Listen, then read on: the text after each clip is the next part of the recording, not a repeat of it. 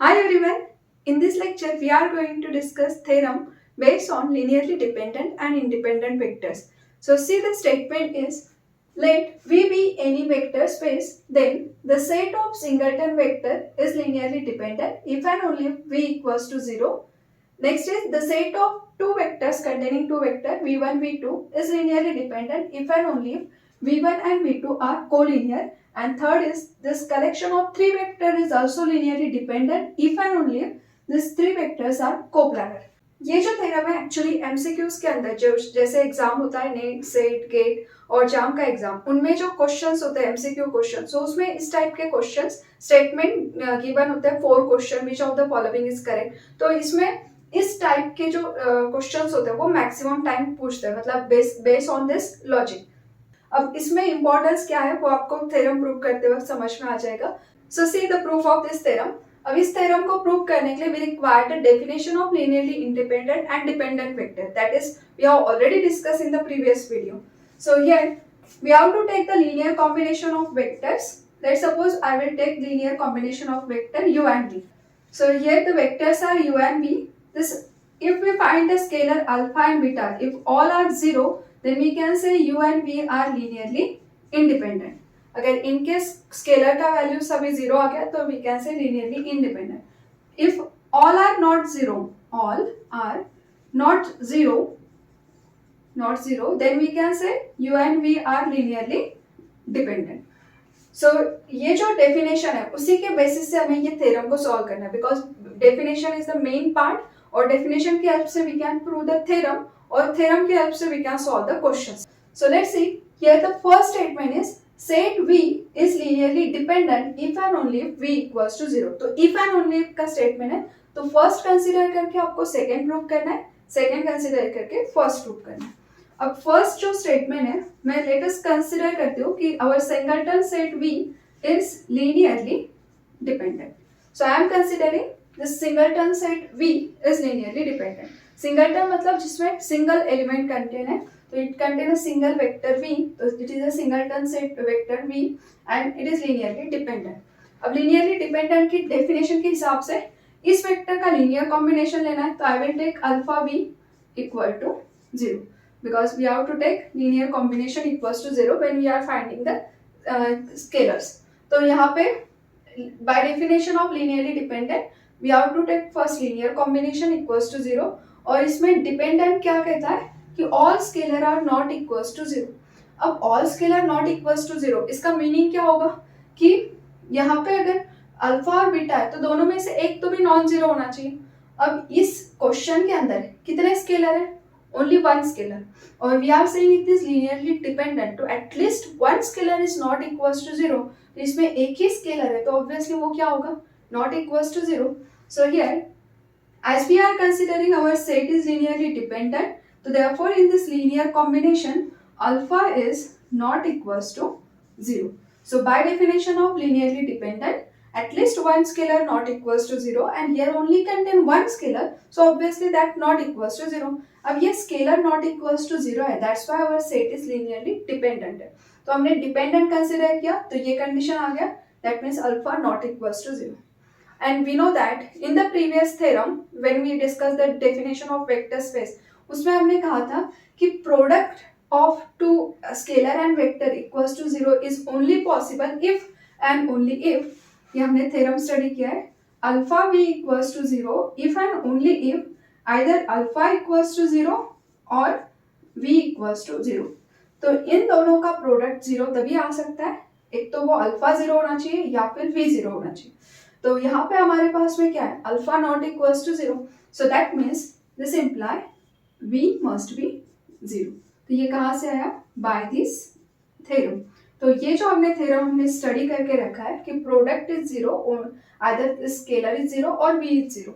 तो इस बेसिस पे हम क्या कह सकते हैं कि अल्फा तो नॉट इक्वल्स टू 0 है by because of vector is linearly dependent, so hence v is 0. So this imply our singleton set v is linearly dependent, imply v equals to 0. तो ये लिनियरली डिपेंडेंट है तो क्या imply करेगा? v is 0. Now consider reverse statement. So now converse part of this theorem, so that means second part. So conversely, I've assumed that ki our vector is 0. So here singleton set V, and that we are considering 0, so it is equals to 0.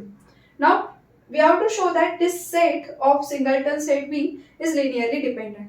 अब linearly dependent independent के लिए सबसे पहले उनका linear combination लेना पड़ता है. So I will take the linear combination. So alpha V equals to 0. अब अल्फा v इक्वल्स टू 0, तो v की वैल्यू क्या कंसिडर की हमने 0. So put the value of v. So here alpha into 0 equal to 0. So I am taking value of v is 0 because of in a question another statement is v equals to 0. तो यहाँ पे if and only if है, तो second part में क्या consider करना है v equals to 0. So here if v is 0, तो सिंगलटन सेट v का वैल्यू है 0. And to prove that this set is, अब prove क्या करना है linearly dependent. तो this set is linearly dependent, and to prove the linearly dependent we require the linear combination. That's why I have taken the linear combination alpha v equals to 0. So alpha v equals to 0. अब v का value 0 है, that's why we put v equals to 0. Now ये product में 0 है, तो what is the alpha? Alpha is a scalar. Alpha is a scalar. और scalar field में से आता है, और field we are taking here real number. तो रियल नंबर में 1 2 3 4 5 other than 0 there are so many numbers. So alpha scalar है, तो scalar can take any value, और product of this term is 0. तो ये v 0 है, तो you will get the 0. So not necessary कि अल्फा 0 होना जरूरी नहीं है, बिकॉज हमने थ्योरम में स्टडी किया कि दोनों में से एक 0 चाहिए. दोनों रिक्वायर्ड होना जरूरी नहीं, मतलब अगर दोनों है तो you will get definitely 0. But in case any one of them is 0, so still we get the 0. तो अल्फा का वैल्यू any हो सकता है, और alpha is a scalar, so alpha can take the value 1 also. So here alpha we can take 1 also. तो 1 means क्या हो गया, 1 into 0 is also getting 0. तो अल्फा क्या है स्केलर, और स्केलर फील्ड में से आता है, तो वो any real number हो सकता है. तो you can take any real number other than 0. So 0 के लिए तो वो satisfied होगा, but other than 0 के लिए भी होता है. इसका मतलब है it is not equals to 0. और लीनियर कॉम्बिनेशन में स्केलर का वैल्यू नॉट इक्वल्स टू 0 है, तो वो सेट क्या बन जाता है linearly dependent. So this imply our set V is linearly dependent. So मतलब क्या हो गया, V अगर 0 है तो this imply in case vector अगर 0 है तो this imply singleton set V is linearly dependent. Now first part और सेकेंड पार्ट दोनों प्रूफ हो गए. So therefore we can say from first and second part, here singleton set V is linearly dependent if and only if V equals to 0. Hence we get the proof of statement A. तो इसका मतलब क्या है, अगर आपके set में 0 only 0 element है, तो we can say that set is linearly dependent. तो किसी भी एग्जाम्पल में अगर सिर्फ सिंगलटन सेट 0 दिख गया, तो वो सेट क्या होता है लीनियरली डिपेंडेंट. और वैसे in linear algebra any set contain 0 is always linearly dependent. Now अब अगर 0 नहीं है तो is it a linearly dependent. जैसे यहाँ पे स्टेटमेंट नहीं, but I will write next one. Let's suppose we have given single vector v, और we are considering v is not equals to 0. अगर v नॉट इक्वल्स टू 0 तब क्या हो सकता है. तो देखो अब मुझे इसका पता नहीं कि डिपेंडेंट है कि इंडिपेंडेंट है. So for check we have to take the linear combination. तो I will take alpha into v equals to 0. अब product of scalar and vector equals to आप क्या लिख रहे हो 0, जिसमें v क्या गिवन है नॉट इक्वल्स टू 0. अगर v नॉट इक्वल्स टू 0 है, तो हमारा जो थ्योरम है उसने कहा था कि प्रोडक्ट तभी 0 आ सकता है आइदर अल्फा इज 0 और v इज 0. तो इन दोनों में अगर प्रोडक्ट 0 है और v नॉट इक्वल्स टू 0 है, तो डेफिनेटली एक टर्म मस्ट बी 0 होना चाहिए. So this imply alpha must be 0. So how many scalar contain in this linear combination, only one scalar alpha, and that alpha is 0. और if scalar is 0 then set is linearly independent. मतलब ये singleton set v ये क्या होता है is linearly independent.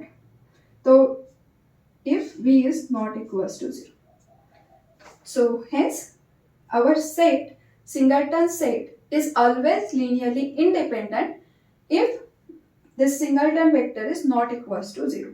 तो zero आ गया, zero अगर हो गया तो लीनियरली डिपेंडेंट, और जीरो को छोड़ के कोई भी टर्म अगर आती है तो वो क्या होगा, लीनियरली इंडिपेंडेंट।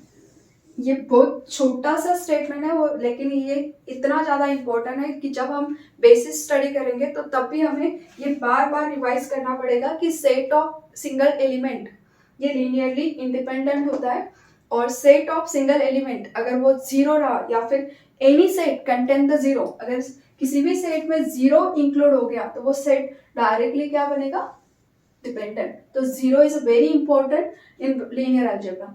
तो जीरो आ गया, linearly dependent. Singleton set zero, linearly dependent. But other than zero अगर सिंगलटन वेक्टर है तो it is linearly independent. I hope कि this first statement is clear to you. Now we see the proof of second statement. So here second statement is this set is linearly dependent if and only if V1 and V2 are collinear. So for again this is a if and only if statement. So first I will consider this set is linearly dependent. So here let our set contain vector V1 V2 is linearly dependent, and we know the definition of linearly dependent. So by definition of linearly dependent, if I will take the linear combination of these two vectors, so at least one vector is not equal, or at least one scalar is not equals to zero. तो linearly dependent का definition क्या होता है कि इनका जो linear combination है तो इसमें जो अल्फा और बीटा टू स्केलर आते हैं तो at least one scalar is not equals to zero. Maybe both are not equals to zero, or maybe any one is not equals to zero. So for linearly dependent I will take alpha is not equals to zero. Again जरूरी नहीं कि alpha not equals to zero होना, may be beta not equals to zero भी हो सकता है, और may be दोनों भी नॉट इक्वल्स टू जीरो होते हैं। और यहाँ पे हम जनरलाइज कर रहे हैं तो किसी एक को नॉट इक्वल्स टू जीरो ले सकते हैं, because our set is linearly dependent. तो डिपेंडेंट, लीनियरली डिपेंडेंट का मीनिंग क्या होता है, at least one scalar is not equals to zero, और we can say all scalar are not equals to zero, मतलब दोनों में से एक तो भी क्या होगा, नॉट इक्वल्स टू जीरो होगा। दोनों हुए तो वेल एंड गुड, या फिर बीटा हुआ तो भी चलेगा, या फिर अल्फा रहा तो भी चलेगा। तो for the convenient I am considering here alpha is not equals to zero. Now ये अगर इसको सिंप्लीफाई करते हैं तो लेट्स सपोज मैं इस बीटा V2 को राइट साइड में शिफ्ट करती हूँ, तो it become alpha V1 equal to minus beta V2। अब अल्फा कैसा है, नॉट इक्वल्स टू जीरो, और नॉन जीरो टर्म से हम डिवाइड कर सकते हैं, क्योंकि अगर अल्फा का वैल्यू जीरो रहता था तो क्या होता था, अगर आपने जीरो से डिवाइड किया तो ये मे बी क्या होता था, not defined. So to avoid this not defined, that's why we are taking the at least one scalar not equals to zero. So if we divide the alpha, so we get V1 equals to minus beta by alpha V2. Now alpha and beta both are scalar, so division again we get the new scalar, क्योंकि real numbers है तो real number का division भी क्या होगा, real number, और इसको minus से मल्टीप्लाई करोगे तो again we get the real number. So it is a element of field, और यहाँ पे हम फील्ड एक्चुअली लीनियर अलजेब्रा में मोस्टली हम रियल नंबर्स कंसिडर करते हैं, set of real number. So अगर ये रियल है तो यहाँ पे डिवीजन रियल, इनका माइनस भी क्या होगा, real. So this is getting the new scalar, so we can write this new scalar by lambda notation. Again you can take any notation. So here I am taking lambda is denoted minus beta by alpha. Now this is nothing but our linear equation. Yes, और यहाँ पे देखो V1 क्या आ गया, it is equals to alpha V2। मतलब ये जो alpha scalar and vector इनका प्रोडक्ट क्या होता है, स्केलर मल्टीप्लिकेशन। तो V1 we are writing in the scalar multiplication of vector V2, और इसी को क्या कहता है, these vectors are co-linear. So इसका मतलब ही क्या हो गया, V1 is in the linear combination of vector V2। तो हमें यही प्रूव करके दिखाना था कि if these vectors are linearly dependent, तो उनमें से एक वेक्टर दूसरे वेक्टर के फॉर्म में एक्सप्रेस कर सकते हैं। मतलब अगर ये दो वेक्टर है और वो डिपेंडेंट है तो V1 equals to linear combination of V2 हो जाएगा, या otherwise V2 equals to linear combination of V1। मतलब यहाँ पे एक वेक्टर दूसरे वेक्टर के फॉर्म में एक्सप्रेसिबल होगा। That is the meaning of this concept. Conversely let's suppose that here part second, conversely we have to consider that V1 and V2 are collinear. So V1 and V2 are collinear. So it means that V1 we can write in the scalar multiple of v2, otherwise v2 we can write in a scalar multiple of v1. तो ये एक दूसरे से form हो सकते हैं, मतलब v2 अगर पता है तो उसकी हेल्प से आप v1 निकाल सकते हैं, अदरवाइज v1 पता होगा तो v2 निकाल सकते हैं. This type of example I have already covered in the previous video. If you want to watch that video, link is given in the description box. Also at the end of this video you can find the playlist of linear algebra. उसमें linearly dependent independent के example है. उसमें आपको ये इस type का question मिल जाएगा कि how to find the v1 using the v2 और v2 की हेल्प से v1 कैसे निकलता है. Actually there is some example. Now here v1 और v2, so I will write here v1 equals to alpha v2. तो मतलब v2 को अगर अल्फा से मल्टीप्लाई किया तो you will get v1, because v1 and v2 are collinear, so there is a condition v1 we can write alpha v2. अब ये जो टर्म है यहाँ पे ऑब्वियसली अल्फा क्या होगा, obviously alpha is a scalar, that is A element of field. ना इस टर्म को अगर मैं लेफ्ट साइड में शिफ्ट कर दी तो it become v1 minus alpha v2 equals to 0. और it is like a linear combination of vector v1 and v2. इसका कोएफिशिएंट मतलब क्या कहलाता है, स्केलर. तो इसका कोएफिशिएंट है माइनस अल्फा और इसका कोएफिशिएंट कुछ नहीं है, मतलब क्या होता है 1, मतलब it is a 1 v1 minus alpha v2 equals to 0. और see here alpha we don't know, alpha क्या है यहाँ पे नोन नहीं है, but we know the value of coefficient of v1. इसका कोएफिशिएंट कितना है 1. और अगर ये स्केलर 1 है तो मतलब ये क्या है, नॉट इक्वल्स टू 0. यहाँ पे जो कोएफिशिएंट ऑफ v1 आ रहा है that is a scalar 1, it is not equals to 0 है. So that means in a linear combination any coefficient or any scalar is not equals to 0, so we can say that set is linearly dependent. यहाँ पे ये जो linear combination है इसमें v1 का coefficient not equals to 0 है, that means one at least one scalar not equals to 0. So hence our set contain this vector जिसका लीनियर कॉम्बिनेशन यहाँ पे लिया है वो vector is linearly dependent. Hence we get the proof of second part. So from first and second we can say the set is linearly dependent if and only if v1 v2 are collinear. Now similarly we have to prove the statement C. Here these are the three vectors considered linearly dependent and prove that these vectors are coplanar. तो जैसे linearly collinear का meaning था, same it is a meaning of for coplanar. It is contain three vector, that's why it is called a coplanar. अब यहाँ पे क्या होगा, coplanar का मीनिंग ही क्या होता है कि आपका इन तीनों में से एटलीस्ट वन वेक्टर कैसा होगा, we can find out that vector with the help of remaining two vector. मतलब आपको इनमें से तीन की जरूरत नहीं है नोन होने की, कोई दो भी अगर पता होगे, लेट्स सपोज v1 और v2 नोन है तो with the help of v1 v2 you can find the v1. So that is nothing but one of them is a linear combination of other two. तो ये आपको यहाँ पे prove करके दिखाना है if we are considering it is a linearly dependent. So see how to prove. Again I will consider first, let's suppose in a first part I am considering set contain vector v1 v2 v3 is linearly dependent. Again by definition of linearly dependent, the linear combinations alpha v1 beta v2 plus gamma v3 equals to 0, at least one vector scalar is not equals to 0. तो ये जो scalar है alpha beta gamma this are the element of field, और by definition of linearly dependent at least one scalar is not equals to 0. तो you can take any scalar from this three scalar. So I will consider alpha is not equals to 0. अगर ये linearly dependent है और alpha को आप not equals to 0 लिख रहे हैं तो नॉन जीरो वेक्टर स्केलर से you can divide. So here alpha not equals to 0, non-zero scalar we can divide. You will get v1 plus beta by alpha v2 plus gamma by alpha v3 equals to 0. Now this scalar contain quantity I will shift in right hand side. So it become v1 equals to minus beta by alpha v2 minus gamma by alpha v3. See here alpha beta are the scalar, gamma alpha are scalar, तो their division is again scalar, और minus से multiply करोगे तो again it is a scalar. Scalar in short आप समझने के लिए real number consider करो. दो रियल नंबर का डिवीजन भी क्या होता है रियल, और उनको माइनस साइन अप्लाई करोगे तो again it is a real, because real number में निगेटिव नंबर्स भी होते हैं. बस कंडीशन होना चाहिए डिवीजन टर्म कैसा होना चाहिए, नॉट इक्वल्स टू 0, जो कि हम ले ही रहे हैं कि तीनों स्केलर में से एटलीस्ट वन स्केलर कैसा है, नॉट इक्वल्स टू 0 है, जो कि we are taking alpha. So here this is a new scalar. So I will take it as a scalar by new notation. Let's suppose lambda 1 v2 and second is lambda 2 v3. So here lambda 1 is representing minus beta by alpha and lambda 2 is representing minus gamma by alpha.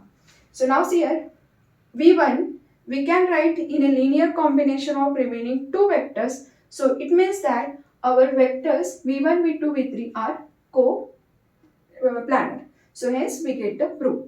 Converse part क्या consider करना है हमें? Conversely v1, v2 and v3 are co-planar. अगर इसको co-planar consider किया है तो इसका मतलब क्या है? Any one vector is in linear combination of remaining two vector. तो कोई भी हो सकता है इन तीनों में से. तो again we consider our v1 is a linear combination of these two vectors. So it is a v1 is alpha v2 plus beta v3. ये alpha beta is just a notation. You can take either lambda 1 lambda 2 as it is. अब ये जो term है इसको मैं left side में shift करूंगी तो it will come up v1 minus alpha v2 minus beta v3 equals to 0. Now see ये क्या है? v1 v2 v3 इनका लीनियर कॉम्बिनेशन है. अब इनके कोएफिशिएंट को ऑब्जर्व करो. यहाँ पे कोएफिशिएंट नथिंग मींस 1, यहाँ पे है अल्फा बीटा. अब क्योंकि हमने ये लीनियर कॉम्बिनेशन लिया है तो अल्फा और beta it is a element of field. तो ये 0 भी हो सकता है when we are taking the linear combination. But यहाँ पे v1 का कोएफिशिएंट क्या है? 1. और अगर ये v1 का कोएफिशिएंट 1 है तो 1 कैसा है? Not equals to 0. और any one scalar in the linear combination is not equals to 0. तो by the definition of linearly dependent we can say our set is linearly dependent. तो इन लीनियर कॉम्बिनेशन में at least one coefficient of vector कैसा है? Not equals to 0 है. तो this set is linearly dependent. So hence these vectors are coplanar, then set is linearly dependent. So therefore, from this corollary and first part, we can say set is linearly dependent. Then any one vector can be expressed linear combination of remaining two vector. Otherwise, if the any one vector is possible to write in a linear combination of remaining two vector, then our set is linearly dependent. I hope it is clear to you. Thank you.